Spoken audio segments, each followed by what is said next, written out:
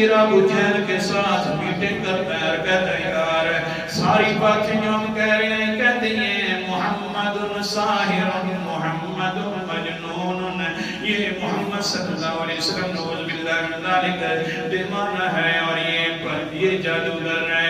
یار ایسا کرے محمد نہیں کہنا چاہیے کیونکہ ساتھ محمد بھی کہتے ہیں اور ساتھ دیوانہ بھی کہتے ہیں، یہ کیسے ہو سکتا ہے؟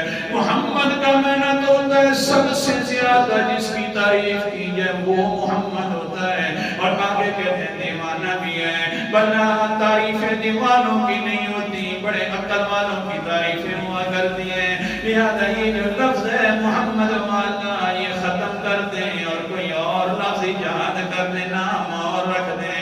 ٹھیک ہے جناب، ابو جہل نے کہا آئندہ کے لیے اس کو مذمم کہنا شروع کر دیتے ہیں، یعنی سب سے زیادہ مذمت کیا ہوا، اللہ اکبر کبیرہ، بس کیا ہوا؟ پھر آئندہ کے لیے مذمم کہنا شروع کر دیا۔ آگے سے صحابہ کرام پریشان ہو رہے ہیں بہت زیادہ، ہاں ایک عمر کے عمر کے اوپر اس طرح کی تکلیف دار باتیں کرتے ہیں اور ساتھ ہمارے پیغمبر کا نام بھی بگاڑ دیا ہے۔ جس وقت بہت زیادہ تکلیف ہوئی صحابہ کرام پیغمبر علیہ السلام کے پاس آ گئے، کہنے لگے اللہ کے رسول جی پریشانی یہ ہے، پہلے آپ کے اوپر بہتان تراشی کرتے تھے، الزام لگاتے تھے، آج کل انہوں نے نام بھی آپ کا تبدیل کر دیا ہے۔ محترم صاحب جی حضور صلی اللہ علیہ وسلم نے فرمایا قال النبی صلی اللہ علیہ وسلم الا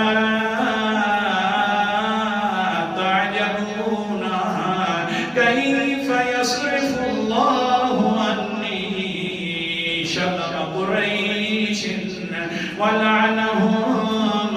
اے صحابہ اکرام جی تم کیوں نہیں تعجب کرتے اس بات پر کہ قریشیوں نے میرے اوپر گالی دینی تھی، لعنت کرنی تھی، لیکن اللہ تعالیٰ نے مجھے بچا لیا ہے۔ بلکہ کیا کرتے ہیں یشتمون مذمما ویلعنون مذمما وانا محمد، گالیاں دیتے